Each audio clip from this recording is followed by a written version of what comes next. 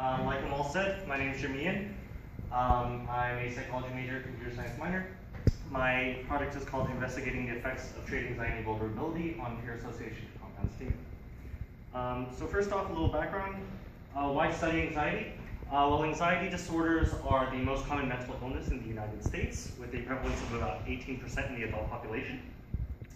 And these disorders, most commonly generalized anxiety disorder, phobias, and post-traumatic stress disorder, or PTSD, are all characterized by excessive fear response to normally neutral cues.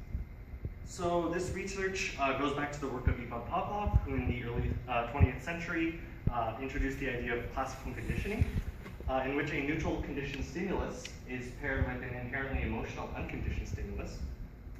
So in the classical case of Pavlov's dog, before conditioning, if we give a dog a burger, he'll salivate.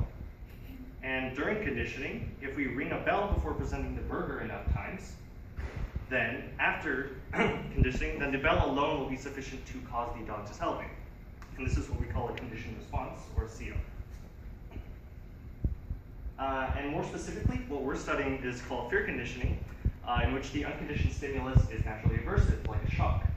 And so you can see that this mechanism has a clear adaptive benefit in trying to avoid objects or situations that have predictive aversive outcomes. And so moreover, it might be beneficial for someone to generalize fear from a conditioned stimulus to similar stimuli.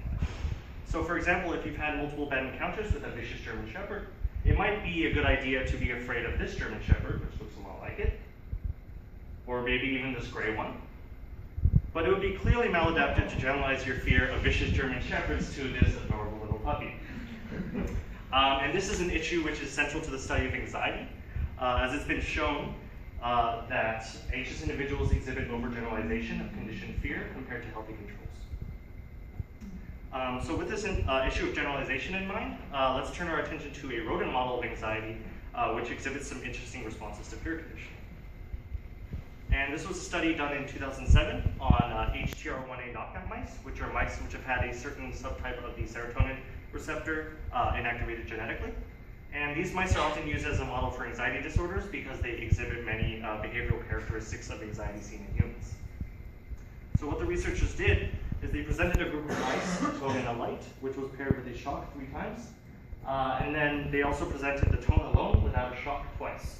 And then a day later, they presented the mice with a tone and a light without any shock, and they measured how much they froze up, which is used as an index of fear conditioning. And what they found was that the mice with the inactivated serotonin receptors froze significantly more at the tone than did the wild type controls. And the authors interpret this in the context of the contingency, since the tone is now only partially predictive of the shock. However, we're curious, since the tone and light were presented in compound, we're interested in seeing if the conditioned response to the light was somehow being generalized to the tone.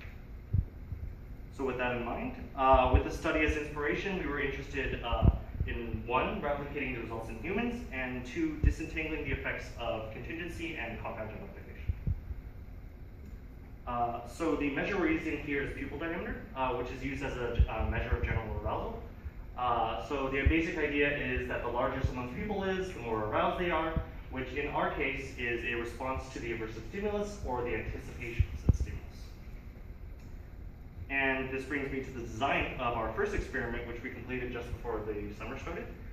We have 4 different stimulus categories: CS1, CS2, and the compound, which may or may not be paired with the shock during the experiment. And then there's CS safe, which is never shown with the shock. And the first experiment used abstract images like you see here. And this is the structure of a single block of trials in our experiment. So we first have the habituation phase, in which we show each stimulus twice to establish a baseline response. Then comes the acquisition phase, in which the conditioning actually happens. So during acquisition, certain stimuli are paired with the shock according to 1 of 5 patterns, each of which is shown to participants multiple times throughout the course of the experiment. And as you can see here, conditions 1 and 3 correspond to conditions used in the mouse paper I referenced earlier, and in order to try to replicate the result in humans.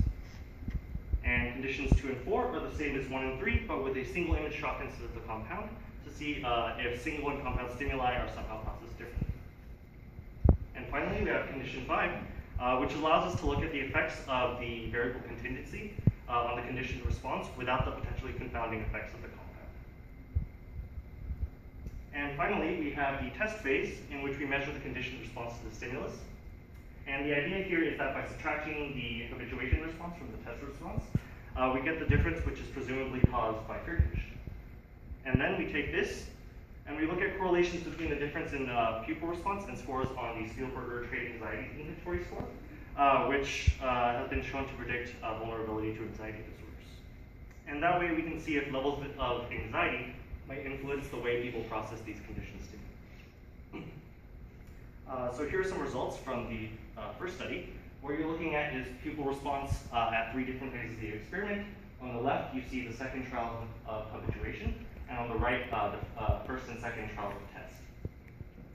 And as you can see here, after pairing the compound with the shock, the test response to the compound, seen in green, is significantly higher than it was in habituation, which means that they're conditioned.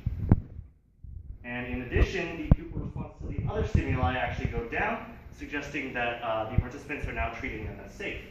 And what this also means is that they aren't generalizing fear from the compound stimulus to its parts.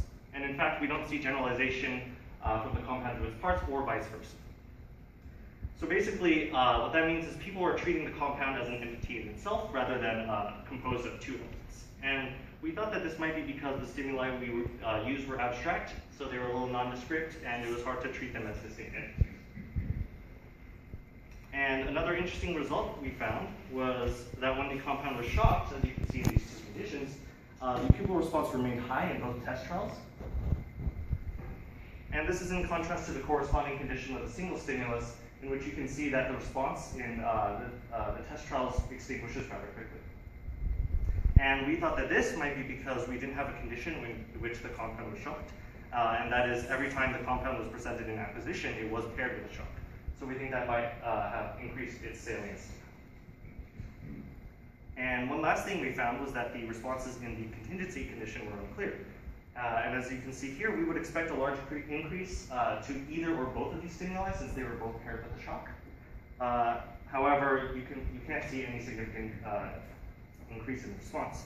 And similar with the generalization, this might be because the participants were unable to differentiate properly between the stimuli, and so it obscured the conditioning. So just an overview of what we found. First, we saw a persistently high response to the compound when it was shocked in acquisition, and we thought this might be because there wasn't a condition in which it wasn't paired with the shock. Secondly, there were some unclear effects in the variable contingency condition, and that might be because our abstract stimuli lack semantic meaning, and thus were hard to keep track. And finally, we saw no generalization from the compound to its parts, or vice versa, and suggesting that the compound is being treated as an entity in itself. So keeping these issues in mind, we made the following changes to our experiment. First, we added a 6th condition in which the compound is not shocked to reduce its salience across the experiment. Secondly, we used object images instead of abstract images, and the first effect that this would have is that by attaching semantic meaning to the objects, it might be easier to track the contingencies in the variable contingency condition. And also, by using object images, it may encourage treatment of the compound as 2 parts, since each of the images has its own distinct meaning. And so, on to some preliminary results after these changes. As you can see here, this is data from 13 participants. And in this graph, this shows the difference in test response and the average habituation response in first test 1 and then the second test trial. And as you can see here, now the response to the compound extinguishes similarly to the corresponding condition with the single stimulus shock. And so the addition of the 6th condition might have helped to reduce the compound stimulus. And here are the results from the contingency condition. As you can see here, there is a clear increase in pupil diameter to both the CS1 and CS2, which we didn't see in the previous paradigm. And finally, a little bit about the trait anxiety scores. Unfortunately, we didn't find any clear correlations between trait anxiety scores and condition responses in the first study. However, given that our new paradigm has clarified some of the results that we were seeing, we hope that once we get more participants, we should see the correlations more clearly if they do exist. And in terms of what we're working on, what's left to be done, we're currently working on finishing testing for the object paradigm. So the data I showed you is from 13 participants. We finished 15 actually so far, so we're about halfway there since we want about 30. And we're also working on another version of the study that uses tones and images as conditioned stimuli to more closely replicate the mouse study that I referenced, which, as you might remember, used tone and light. And this should hopefully shed some light on whether or not humans process stimuli differently in different modalities in the context of peer conditioning. So thanks a lot to the SURF donors and the staff, and my mentors, Sunny Bishop and Mal Rick here.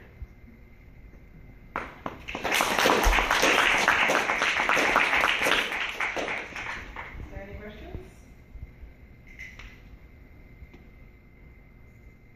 Come on, I cannot ask a question in my own research.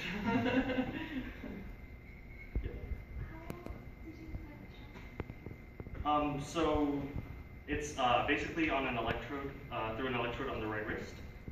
The way we do the shock is we calibrate the shock with each participant to a level that they're comfortable with, and we make them choose something that's like a 7 out of 10, which we say is like as annoying as possible, but not unfair. Yeah. Definitely not a pleasant study. I know you mentioned before we were talking about other ways of measuring, like other than pupil diameter. Right. So we also look at their skin conductance response, which is also which has historically been used in peer conditioning studies. But pupil diameter has the advantage of so using an eye tracker, it has a very high temporal resolution. And the problem with skin conductance response is that it habituates really quickly, so you don't see as much of the difference. So the pupil response is much more dynamic.